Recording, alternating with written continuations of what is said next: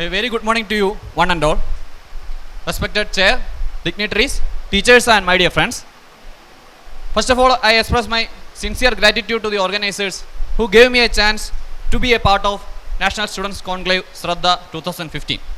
I am here to discuss about AMA and current lifestyle. First, I would like to pay homage to our revered Guru, Vaidibhushanam K. Rahan Tirunelpad sir, who preached this idea among the public to lead a healthy life. Contents include introduction, current lifestyle, suggestions, and conclusion. Introduction. Ayurveda is the one and only science which defines and interprets health and disease. And the aim of Ayurveda is yogam and kshemam. Yoga means alabdasya labho yoga, and kshema is labdasya paripalanam. Yoga means to acquire health, and kshema is to maintain that acquired health, and both are very important. Yoga is equal to kshema. And speaking about ama, aharasya rasashesho yonapakko agnilahavat samulam sarvarogana ama ityabhidiyate. That means hyperfunctioning of the agni causes improper digestion of food, which in turn causes the formation of ama and causes manifestation of almost all disease. Analyzing the current lifestyle, that is Trayopasamba, Ahara, Nidra, and instead of Brahmacharya included Vyayama, Hina Mitya Adi Yogam of Kala, Artha and Karma, Vegodhirana and Vegadharana, Dinacharya, Ritucharya, and Manasika Nidana causing Ama and urbanization. Speaking about Ahara, Ahara Vidhi, Vidhana and Ahara Vidhi Vishesh Ayadana is explained by Acharya, and what we are taking is food cooked. What we are consuming is cooked earlier, maybe days or maybe hours, and it is just opposite to what Acharya said about Ushna Vashniyat, and consumption of lays, kurkure, dried and fried foods, that tin foods, all these are opposite to Snigdha Guna, Snigdha Vashniyat, what Acharya said. And taking shake, that is Amla Rasa and Paya, it is Veera Viruddham. And also chapati, salad and tea. When we go to vegetarian hotel, always we are taking chapati, salad and tea. It is also Veera Viruddham. Next. And food on the way to school bus. Every children are taking food, breakfast on the way to their school bus, and it is Nadi Drudam. Proper chewing does not causes the proper digestion of food, and it causes Agni Vaishamya and thereby Ama. Intake while viewing TV, it causes more consumption of food internally, and also there may be improper digestion of food because Tanmana Bhutnida, what is Acharya saying, fully devoted to what food we are taking. And let imagine if you are going today evening to a buffet dinner at White Fort or Abad Plaza, giving rupees 500, and you start from soup up to ends in dessert, and it takes 2 to 2.5 hours to consume that food. And it is what is said Vilambidam. Vilambidam causes Vishama Bhajana, that is, I explain it. If food passes from stomach to duodenum, even the food passes from stomach to duodenum as chyme, the intestine starts to produce secretin, which inhibits the production of stomach gastric juice. And it is part is explained that Vilambita Bhakshanam causes Vishama Bhajanam, because after when food passes to duodenum, then the digestion inside the stomach ceases. And it is the normal mechanism of body, and what is happening in every that because food became a part of celebration, and in every party and function, moreover we take 2 hours to consume that food, and it causes Vishama Bhajanam. And chewing gum is giving a false message from brain to stomach to produce the gastric juice, and it causes also Agni Vaishamya. And if both of our friends see, if 1 or 2 friends see me after a long time, first they say, come, let's have a tea, let's have a cola, or let's have some food, and then we can speak. And food is become a status symbol like alcohol nowadays. And this is happening from 7 p.m. to 11 p.m. And Bhoji Kalpana is explained in Matra Siddhiyam. And if we are taking food according to Matra, according to Hida, Mida and Patya, all we want to follow, we would like to follow that, but there is no chance, because whatever we buy from outside is adulterated. The most important irony is that what we are giving for toxification of food, to detoxify the food, we are adding Rajani, and that Rajani is also toxified. That is the irony what we are buying from outside, and it is well explained that food should be taken after bath, and it causes ayushyam, and it is also deepanam. And nowadays we are taking food before bath. And Anumana is very important for the proper digestion of food, and after each and every food we are taking juice, which causes improper digestion. And after consumption of Goduma and Dedi, Shida Jala is advised, and every time when we take chapati, we take tea with it. And the apatya food, that is Dedi, Varaha, Go, Malsya and Mahisha, that we are consuming every day. Food what we are taking daily, you check dairy products, acidic food, fatty foods, all these causes improper digestion, constipation and Agni Vaishamya. And alcohol what we are consuming is nutritionally zero. Caffeine, chocolate, lace, all these causes reduces the appetite and causes Agni Vaishamya. And the refrigerated foods, if vegetables and fruits are kept along with raw meat, then it causes Clostridium infection. And second thing is Nidra. Nidra is also very important. And now our slogan is that late to bed and late to rise, and it causes Ratri Jagarana. Ratri Jagarana causes improper digestion of food, that is Dukkha Shayya Prajagara. Dukkha Shayya Prajagara is explained in Charaga Vimana. Shayya and Prajagara. And Divaswapna also causes improper digestion of food. Prajagara causes Vada Vriddhi, and Divaswapna causes Kapha Vriddhi. And over usage of WhatsApp and Facebook while we are taking food, and also at night hammers the sleep, and it also causes improper digestion of food. This is happening at work, watching a movie, driving, always we are sleeping and laying it in our own bed, we are not sleeping. And Vyayama, the importance of Vyayama, it is Agni Deepana, it prevents Ama. Even if we are taking food in excess quantity, Vyayama prevents the Ama. And we are consuming meat of sedentary animals, and it is also harmful to us. Maruda and Adaba is a form of Lengana which helps to digest the food. And we are all now walking. Chankravanam is become a status symbol, and every morning all the people are walking to reduce their abdomen. Yoga individual oriented approach is needed for the well-being of body as well as mind, and it should be individual oriented, customized approach. If a person is standing for a long time, that is traffic police, we should say to do Shirshasana, and if he can't do Shirshasana, then advise Sarvangasana, and if he can't do Sarvangasana, then advise Merudandasana. That is according to individual, it should be changed. And after heavy foot, Vajrasana can be done. What if Vajrasana, while we do Vajrasana, the hip joint, knee joint and ankle joint is completely flexed, and there will be more arterial supply, blood supply to the stomach and intestinal organs, and it causes good digestion. So we should advise Vajrasana if we are taking a heavy meal. And these are the Hina, Adyoga and Mithya Yogam of Artha. It also causes Agni Vaishamya. And in Karma, Mithya Yoga causes Vega, Udirana and Dharana is the Nidana for Agni Vaishamya and Ama. While we are checking, all the CBSE students go to school at 7 a.m. and they are not passing stools at that time. And it causes Agni Vada and Drishtihada. And another example is the persons who are travel long distance daily from Ernakulam to Trivandrum daily at 5 p.m. they are going in intercity, just imagine.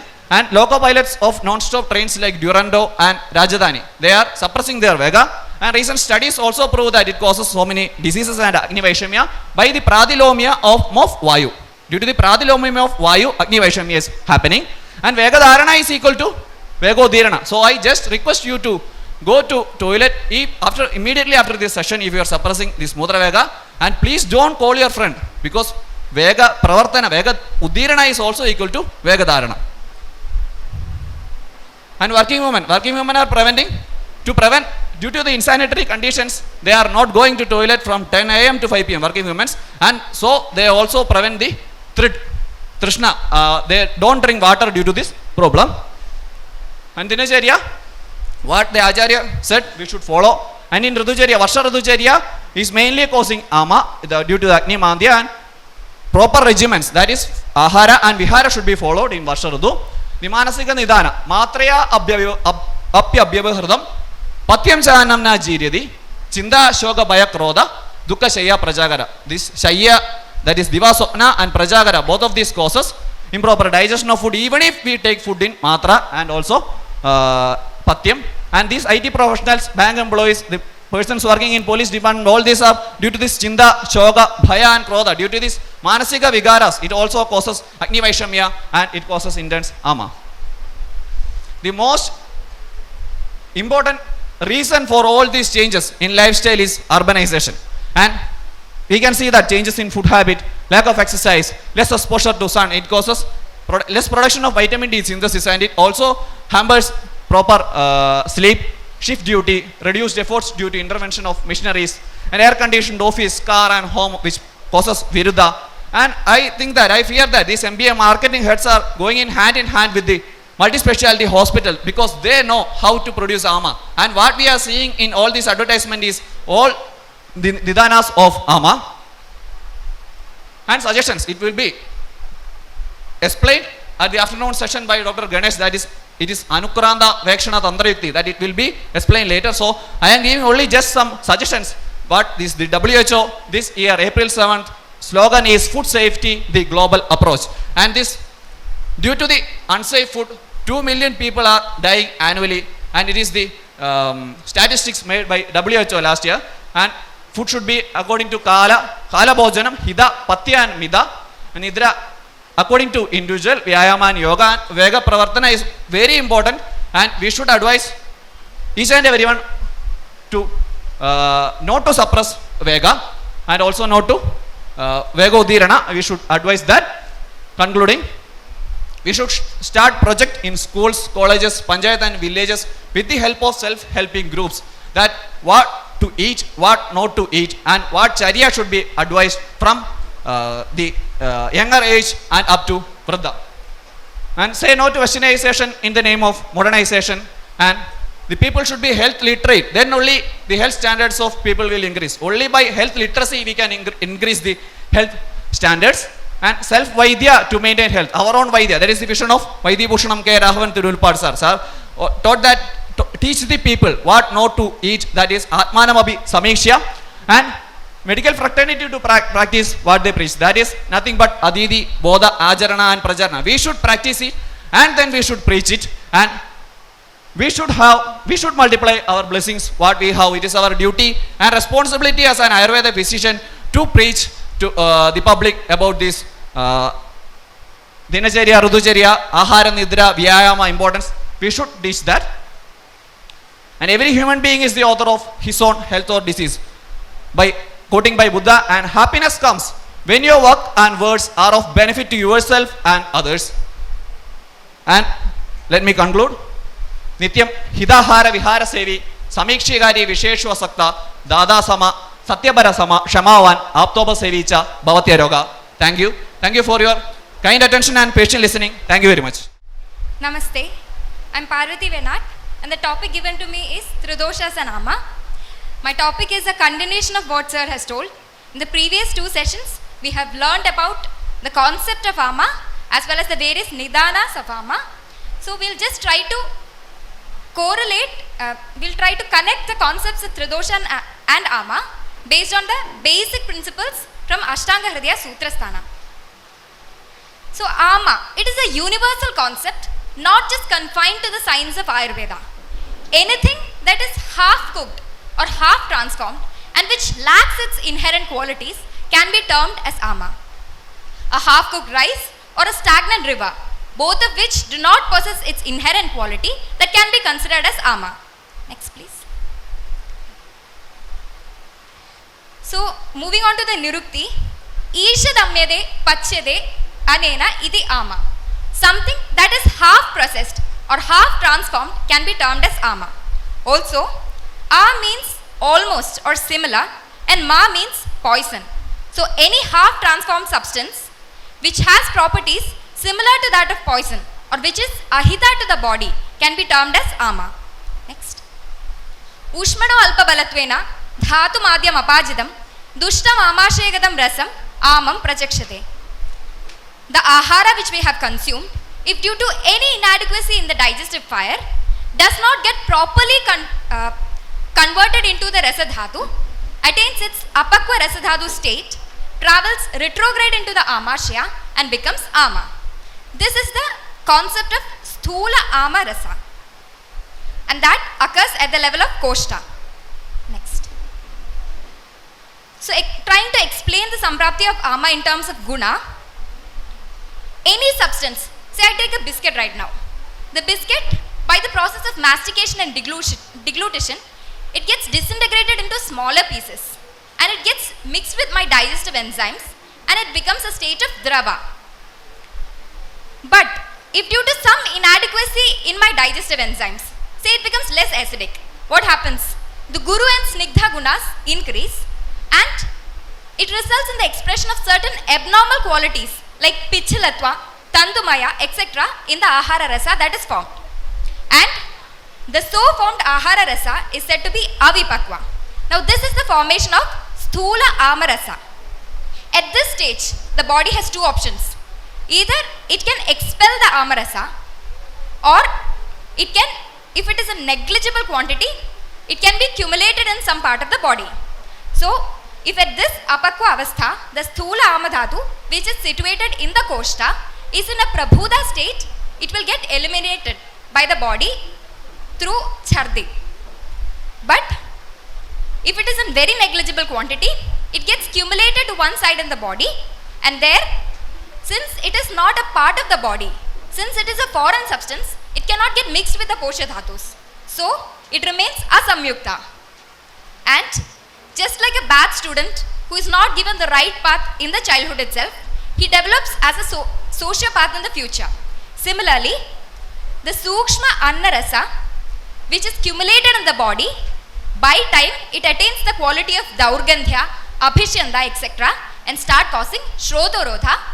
This results in the formation of diseases at the dhatu level, at the shakha level. So till the level of avipakva, the amarasa is sthula and is in the level of the koshtas, and as it attains the quality of daurgandhya, abhishanda and start causing shrotorodha, we can tell that it is at the state of shakha. Next. So till now we have learned what ama is and how it is formed. In order to move to sama doshas, we first need to know where doshas are produced.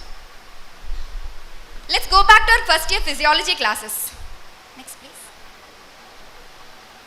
Adav shadrasam apyannam madhuri bhudam irayet pheni bhudam kapham yadam vidahad amladam tada pittam amarshayat kuryat chevamanam chudam punah agnina shoshidam pakvam pindidam katumarudam. So the ahara which we consume, in the act of digestion, it goes through three different stages of vipaga: madhura, amla and kadu. And during each of these three stages, there is a sequential production of kabha, pitta and vata respectively. So let's try to incorporate the samprapti of ama into this process. If the samprapti of ama takes place in any step of this process, the resultant doshas formed, that is kabha, pitta and vata, would be in the sama nature. This is a theoretical concept and its clinical viability is still a question. So maybe to answer this question, Acharya himself proposed another theory. Next. Anye doshebhya eva ati dushtebhyo anyonya murchanat kodravebhyo vishasyeva vadanti amasya sambhava. So here Acharya tells, as others opine, that ama is nothing other than a mix up version of doshas. So have you ever wondered, all the three doshas are mutually contradictory in nature. Say kapha is snigdha, pitta is snigdha, vata is ruksha, but they never cancels off each other. Even shita guna of vata does not get cancelled by the ushna guna of pitta. Why is it so? Because they are satmya to the fellow doshas. But this is what happens in the normal state. But in a state of ati dushtavastha, this is not the case. In the ati dushtavastha, the doshas lose their identity and they attain a state of anyonya murchana. And in the commentary we can find anyonya murchana iti paraspara mishri bhavat.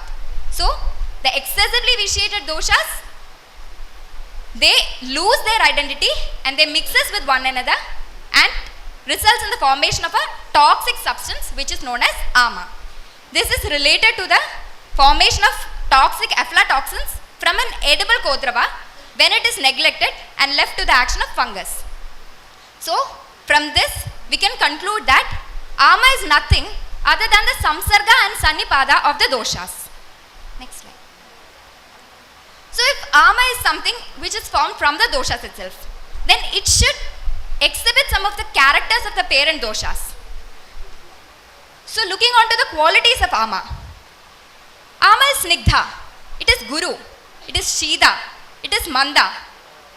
How beautifully else can we explain the qualities of kabha? So, ama is nothing other than kabha possessing some superlative pathological qualities which are not seen in the normal kabha. So, modifying my statement, ama is nothing other than samsarga and sannipada of doshas with an inevitable role of kabha in its formation. Next slide, please. So, the simplest way to understand ama clinically is just to superimpose the qualities of kabha in the respective doshas. If you want to get the qualities of samavada, you just superimpose the qualities of kabha over vada and a vast majority of the symptoms can be explained. Next slide, please. Acharya has not just told such a concept, he has given a wide range of symptoms for sama doshas, and whenever we examine all these symptoms, we find that vast majority of symptoms are at the koshta level itself. Vast majority of symptoms are pertaining to that of sthula amarasa, which is at the level of koshta. And also one point to be noted here is that these symptoms are not all conclusive.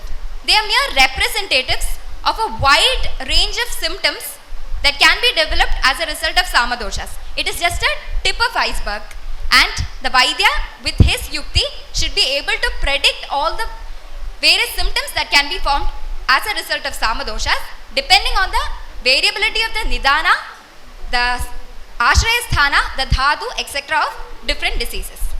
Next. But still, if we need to coin out certain points which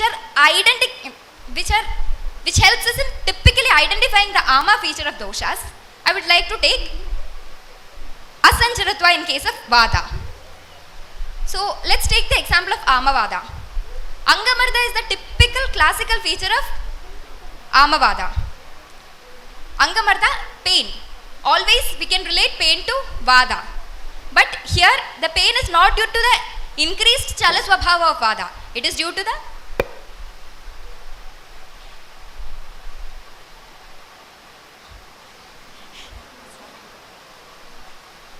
So here the pain is not due to the increased chala swabhava, increased guna of vada. It is not due to vada vritti, but it is due to the obstructed vada. It is due to the asancharatva of vada. Similarly, sama pitta. Wherever you can see an increase in the snigdha swabhava of pitta, we can tell that pitta is in its samavastha. An example is visarpa, where even though it is a typical pitta janya vyadhi, the first line of treatment is always rukshana. Next. Sama kabha also, when the skannatva of kabha is increased, we can tell that the kabha formed is sama. And a classical symptom that we can see in majority of the cases is avilada.